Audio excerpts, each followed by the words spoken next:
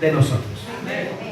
Hay mucha gente, hermano, que está en este momento, gracias hermano, que está en este momento en una camilla de un hospital.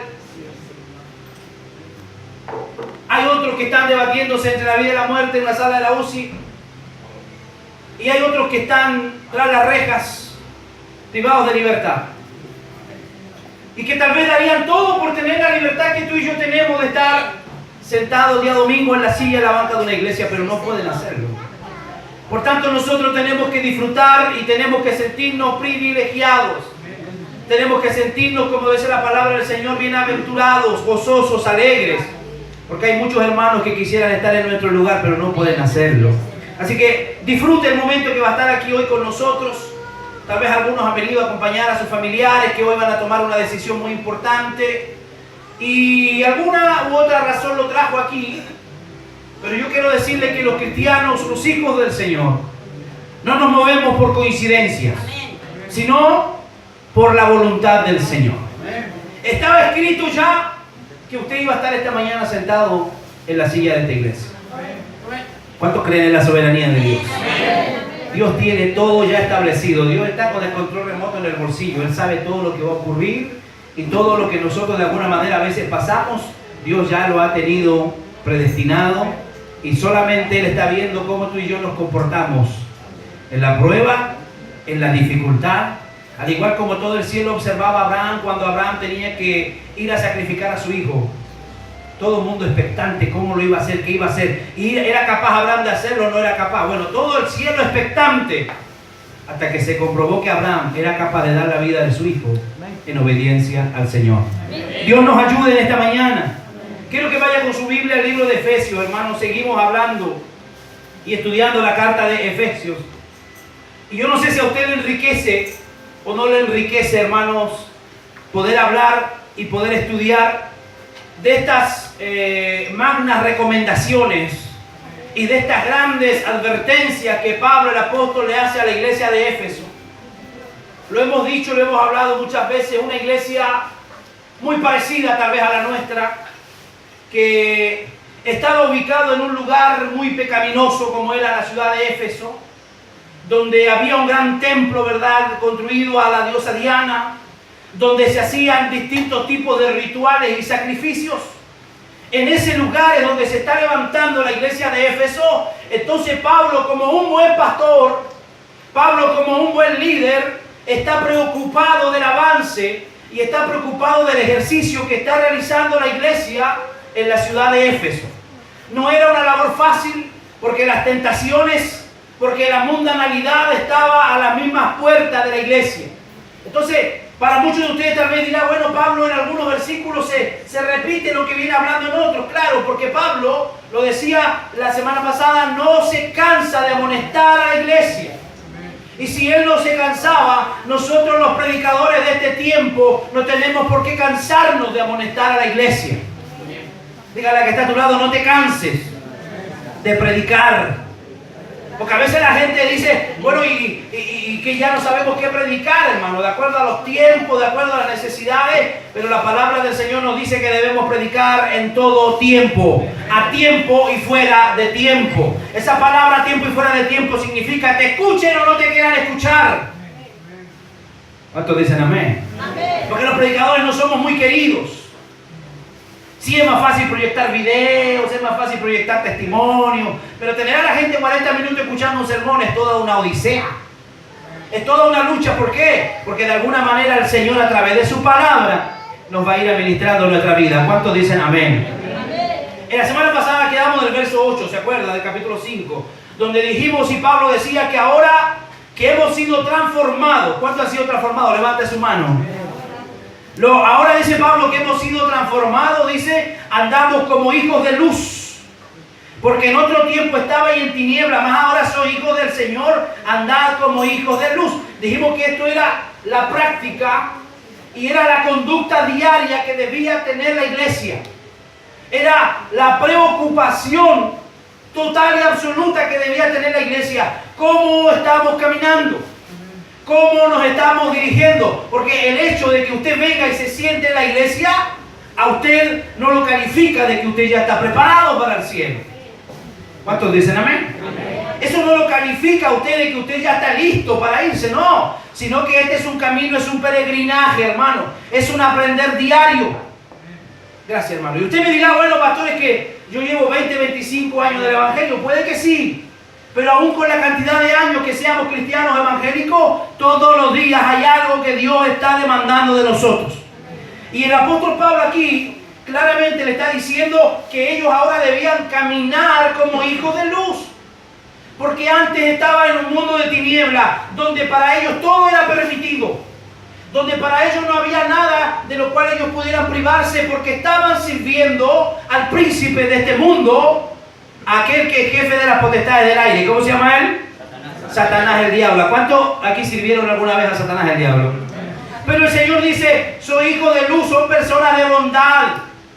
La Biblia habla en Gálatas 5, lo vimos ese día, de las obras de la carne.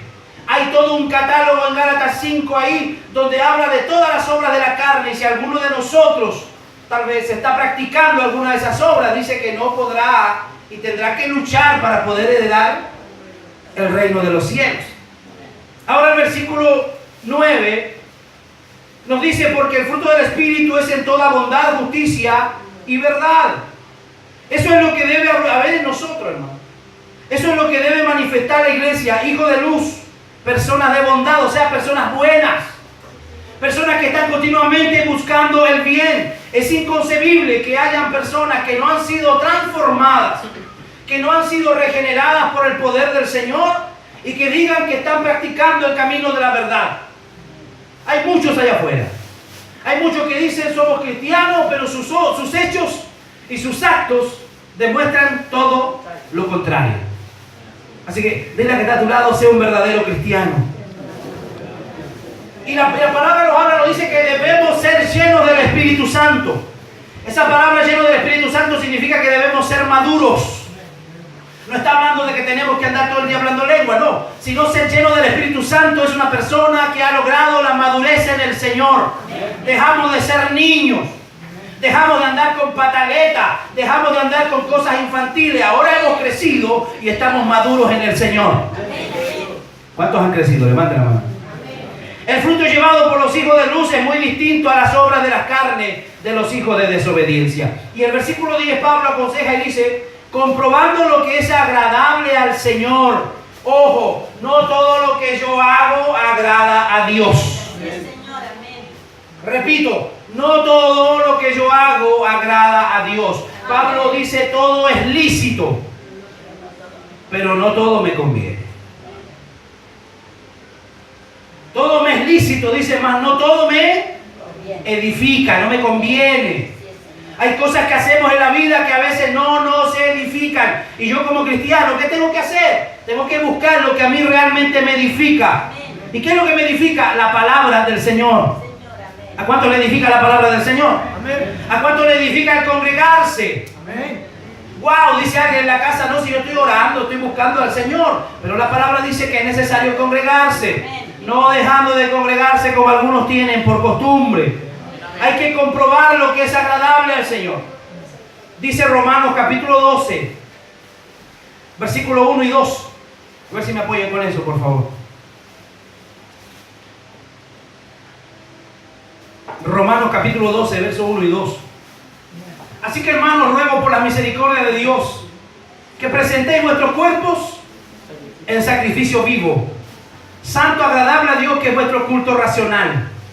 Y no os conforméis a este siglo. Esa palabra siglo encierra todo lo que tiene que ver hoy día con el sistema mundano. Encierra todo lo que tiene que ver con el sistema que se mueve allá afuera. No os conforméis a este siglo, sino dice... ¿Qué dice la palabra? Más fuerte. ¿Qué dice? Transformado. ¿Qué es lo que hace el Señor con nuestra vida? Nos transforma. Sino transformado por medio de la renovación de ¿qué? De vuestro entendimiento. La gente dice, oye, ahora que vaya a la iglesia te lavaron el cerebro. ¿Ha escuchado usted decir eso a la gente? ¿Por qué la gente dice eso? Porque usted ya no piensa de la misma manera.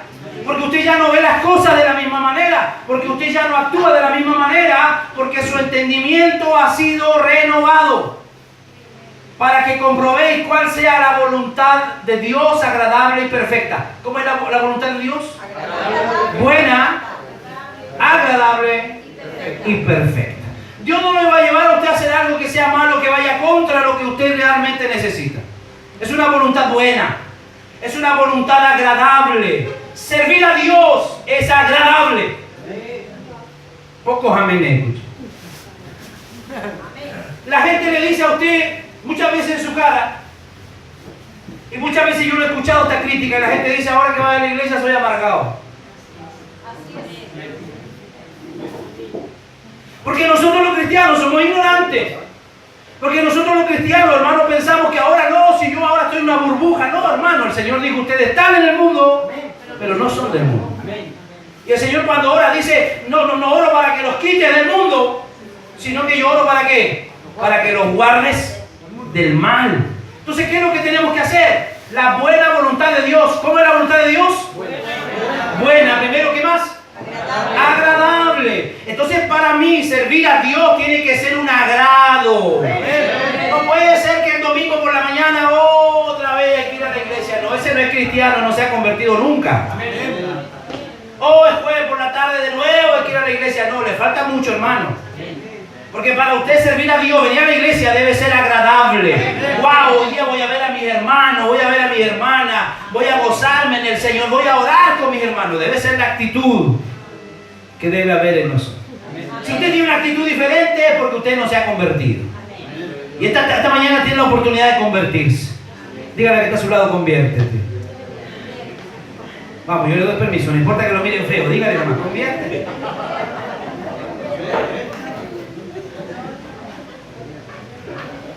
Entonces la voluntad de Dios debe ser agradable. La gente ahora debe vernos más alegres. Amén. ¿Cuántos dicen amén? Amén? Si usted era alegre en el mundo, usted tiene que ser ahora el doble de alegre, hermano. Usted tiene que pasar a ofrendar a la iglesia sonriendo. Usted tiene que venir a la iglesia y entra por la puerta y saluda al hermano con alegría. No importa que por dentro venga a veces hecho pedazos. A veces los predicadores, a veces los pastores tenemos problemas, hermanos. Y venimos y entregamos la palabra como si nada pasara. ¿Por qué? Porque más allá de nuestras limitaciones y nuestros problemas, sabemos que Dios tiene control de nuestra vida. La voluntad de Dios es agradable y es perfecta. Dios no anda haciendo las cosas por si acaso. Dios no lo llamó a usted a la iglesia por si acaso. A ver, voy a ver qué pasa con este tipo, porque lo veo que es buen tipo. No. Dios tiene una voluntad que es perfecta. Amén. Y yo estoy seguro, y siempre lo digo, hermano, que a lo mejor en nuestra familia hay gente mejor que nosotros. Hay tipos más dadivosos, hay gente menos, a veces menos mal hablada, menos mal pensados. Hay gente mejor en nuestra familia, pero ¿por qué Dios nos llamó? Es un misterio. Yo no le puedo decir a usted por qué Dios lo llamó a usted. A lo mejor usted dice: pastor, yo era tan pecador. Pablo dice: pecadores, de los cuales yo soy el primero. Porque el Señor no vino a los sanos, sino a los enfermos. Dijo Jesús: yo no vine a llamar a justos, sino a pecadores al arrepentimiento. ¿Cuántos pecadores hay aquí? A ver, levanta su mano. Para que comprobéis que la voluntad de Dios, Dios quiere que comprobemos sus caminos. Ya sabemos los caminos del mundo. ¿Cuántos anduvieron alguna vez en el mundo? ¿Algo bueno le dio el mundo? Puros problemas, ¿verdad? Puras dificultades, puros tropiezos. Ya anduvimos en esos caminos, ahora nos conviene comprobar lo que es agradable al Señor. No es cuestión de andar investigando, de poner a prueba a Dios para ver si es bueno o no, sino es cuestión de andar en sus caminos para aprender y ser convencido de la experiencia personal. En sus caminos son perfectas. La Biblia dice que Enoc caminó con Dios. ¿Cuántos han leído esa parte de la Biblia? Enoc caminó con Dios. Era tal la intimidad que logró tener Enoc con Dios, que Dios lo extrañaba. Y como extrañaba a Dios a su amigo, ¿qué decidió? Llevárselo. Enoc es uno de los que han sido traspuestos en cuerpo, alma y espíritu a la presencia del Señor. Es lo que nosotros debemos buscar. Pastores, que este siglo es difícil, es verdad, hermano. Las tentaciones, la mundanalidad, los problemas, el mismo sistema de vida, todo el mundo acelerado, todo el mundo queriendo ganar más dinero, todo el mundo queriendo renovar todo, y eso a veces nos aplasta, nos ahoga, nos asfixia. Pero cada uno de nosotros, hermanos, debe tratar de entender cuál es la voluntad del Señor para su vida. Un camino que el Señor te ofrece, un camino de gozo y un camino de paz. El Señor nos enseña su palabra. Y Él lo dijo claramente. Mi paz os dejo. Mi paz os doy. No como el mundo la da, yo la doy. La paz que da el Señor no es como la paz que da la pastillita que usted se echa a la boca. Porque hay gente que para dormir tiene que echarse su pastillita. El salmista decía, en paz me acostaré y asimismo dormiré. Porque solo tú, Jehová, me haces vivir confiado. Cuando a usted le cuesta dormirse, cuando usted no está confiando en el Señor. Lo repito. Cuando a usted le cuesta dormirse, cuando usted no está confiando en el Señor y cuando usted está tratando de solucionar sus problemas. Cuando usted está tratando de cómo lo hago y aquí y allá, porque no está confiando en el Señor. Hágalo como decía David. En paz me acostaré y asimismo dormiré. Porque la confianza que usted pone en el Señor le permite y le ayuda a descansar. Dios te ofrece un camino de paz y de gozo. ¿Cuántos tienen gozo en su vida? Levante su mano los que tienen gozo. El gozo es un fruto del Espíritu. Si usted tiene la presencia de Dios en su vida, usted va a tener gozo. Y el gozo no depende de mis circunstancias. El gozo no depende si yo tengo o no tengo dinero. No depende que yo solamente a fin de mes voy a andar gozoso porque ahí tengo dinero. No, hermano. Aún en los momentos más difíciles de la vida, el gozo debe mantenerse. Porque la Biblia dice que el gozo de Jehová es mi fortaleza. Cuando yo me siento débil, el gozo que Dios ha puesto en mí es lo que a mí me va a sostener y me va a mantener. ¿Cuántos dicen amén? El salmista dice, venid por sus puertas con acciones de gracia, por sus atrios con alabanza. El salmista nos enseña y nos ayuda a que el cristiano debe tener una vida de alegría, una vida de gozo, porque las pruebas son momentáneas. ¿Cuántos me están escuchando? Las pruebas que usted está pasando ahora no son para siempre. Las pruebas que usted está pasando ahora son pruebas que se están cumpliendo en nuestros hermanos a lo largo del mundo entero. ¿Por qué será que cuando alguien lo agarra la depre y se siente que nadie sufre tanto como él? Y pobrecito de mí, dice uno. Y la mujer le dice, pobrecita de mí, que nadie me entiende, nadie me... ¿Sabe? Hay hermanos al otro lado del mundo que están dando su vida por la causa del Evangelio. Y nosotros con un dolor de uña estamos que nos echamos a morir. Y ya no queremos más. Y lo miraron feo en la iglesia y no lo saludaron y eso lo tiene tan mal y parece que ya no quiere seguir, hermanos. Hay gente que está dando su vida por el Evangelio. Dios nos ayude, Dios nos bendiga para vivir una vida de gozo en la iglesia. Y no solo en la iglesia, una vida de gozo en el trabajo. Usted tiene que ser el más alegre en su trabajo. ¿Cuántos dicen amén? Amén. Usted es el que tiene que llegar el día lunes por la mañana impactando y llenando de energía ese lugar donde usted trabaja. Porque el gozo del Señor es tu fortaleza. El Salmo 34:8 dice, gustad y ved que es bueno Jehová. ¿Cuántos saben que Jehová es bueno? Amén. ¿Ha sido malo con alguno de aquí? No. ¿Lo tiene más pobre que antes Dios alguno? No, Dios lo tiene bendecido. Gustad y ved que es bueno Jehová, dichoso el hombre que confía en Él. Qué bueno es el Señor y qué bueno es poder confiar en el Señor, comprobando que es agradable al Señor. Es la noción de someter a prueba nuestra vida delante del Señor. Pablo dice lo mismo al afirmar que solo después de presentarnos a nosotros mismos como sacrificio vivo, podremos conocer la voluntad de Dios. A medida que usted va creciendo en el Señor, usted va a conocer la voluntad de Dios. A medida que usted va avanzando y va dando pasos de fe, y va orando, y va ayunando, y va buscando a Dios, usted va a ir entendiendo cuál es el propósito para el que Dios a usted lo llamó. Dios no nos llama para tenernos sentados en una silla de una iglesia por años. Dios nos llama para llevar su gloria. ¿Cuántos dicen amén? Y el profeta dice que Dios nos ha llamado para que llevemos su gloria a las naciones. Él dice, poco es para mí que seas mi siervo. Yo te he llamado y te he puesto para que lleve mi gloria, para que seas luz en las naciones. Así que el trabajo para la iglesia es muy arduo. El trabajo para los cristianos es mucho, hermano. Usted no se conforme con estar sentado en una silla, en una banca, en una iglesia, sino póngase a la disposición del Señor. ¿Cuántos dicen amén? El verso 11. El apóstol Pablo recomienda, dice, y no participéis en las obras infructuosas de las tinieblas, sino más bien reprenderlas. Este texto es paralelo a 2 Corintios 6:14, cuando Pablo dice, no os unáis a yugo desigual, porque tarde o temprano ese yugo desigual te va a traer problemas. Y cuando hablamos de yugo desigual, para que no entiende un poco de teología o Biblia, hablamos de tener amistad con alguien que no profesa vuestra misma fe, con alguien que no es creyente en Dios. Es muy difícil, por no decirlo imposible casi, que alguien que tenga una fe distinta pueda caminar de la mano junto a usted. Porque la Biblia dice, caminarán o estarán dos juntos si no estuvieran de acuerdo. ¿Qué comunión tiene la luz con las tinieblas? Dice el Señor. Así también nosotros, este tema es el mismo, no tener comunión con las prácticas de las tinieblas. En este caso, Pablo le hablaba a la iglesia de la idolatría, porque si había algo que se manifestaba en la ciudad de Éfeso era la idolatría. Todo lo que se hacía era por idolatría. Todas las fiestas que se celebraban tenían que ver con la idolatría. Todas las ofrendas que se llevaban al templo de Diana tenían que ver con la idolatría. Entonces Pablo está dando una guerra muy fuerte contra eso. Pablo le incita a los hermanos que salgan y que se aparten de estas prácticas para poder disfrutar de la comunión con Dios.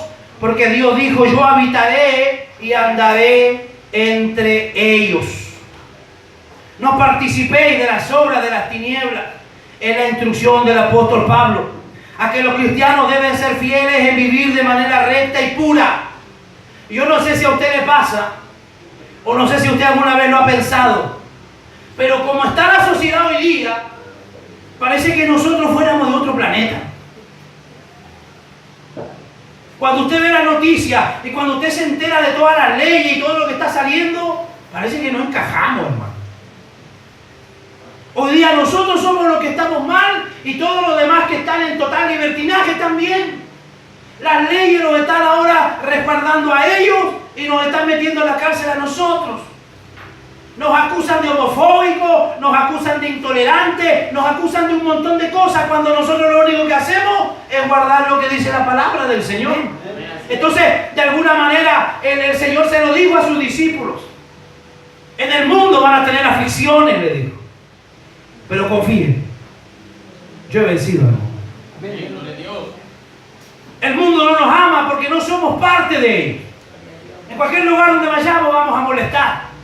Si vamos a una plaza y predicamos, molestamos. Ahora mismo puede haber gente que les molesta que estemos reunidos. Va a ser siempre así. Por eso es que el Evangelio es para valientes. Por eso dijo el Señor, desde los días de Juan el Bautista hasta hoy el reino sufre violencia. Y solo los valientes o violentos lo arrebatan. Escúcheme lo que le voy a decir. Para servir a Dios hay que ser valientes. Porque dice la Biblia que los cobardes estarán.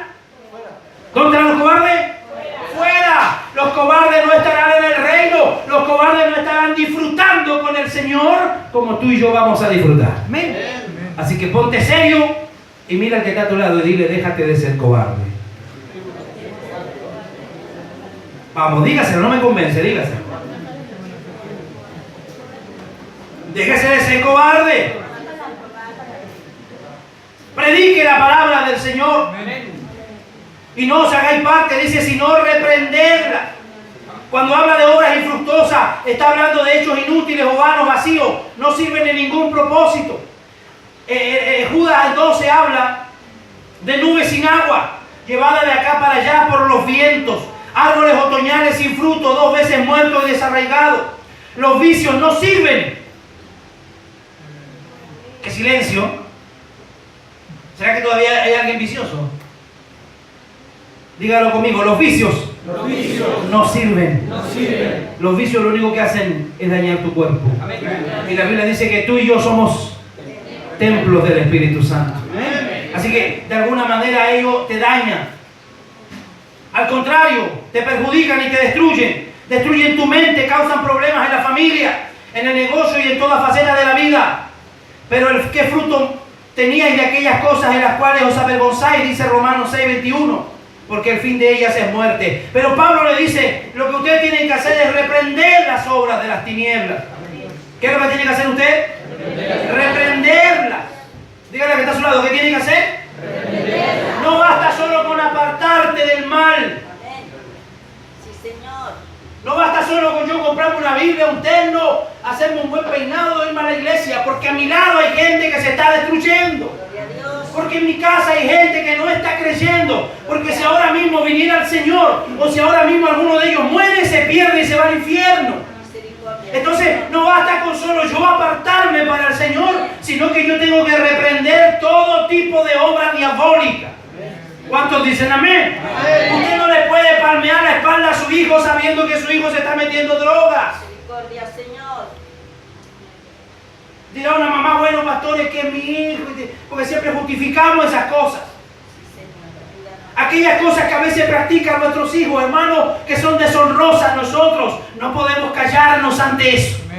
Tenemos que decirle lo que dice la palabra. Yo no estoy diciendo agarre a su hijo y échelo para afuera, no estoy diciendo eso, sino que estoy diciendo que usted no se haga partícipe de sus obras.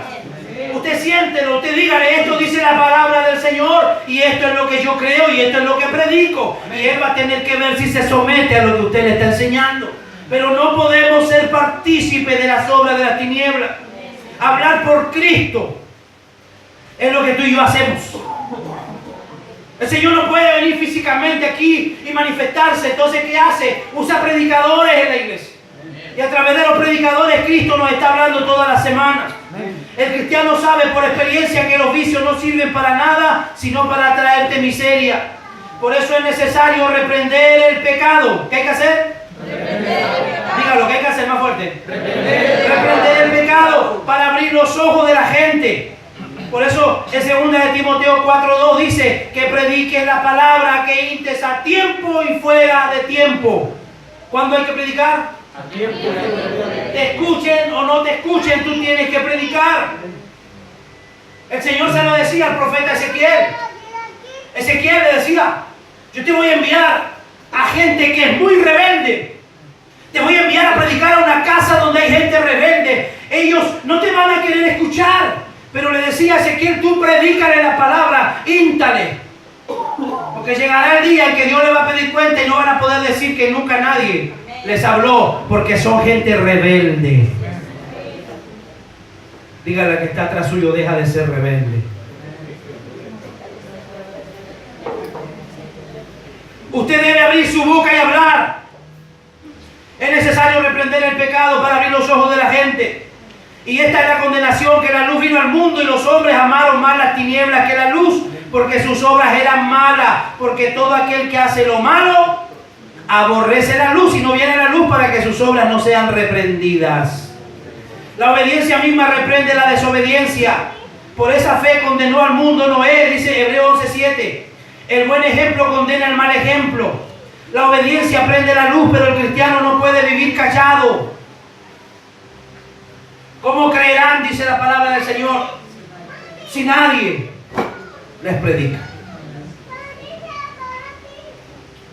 Sus hijos van a llegar un día a dar cuentas a Dios. Sus hijos van a llegar a pararse frente al trono de Dios.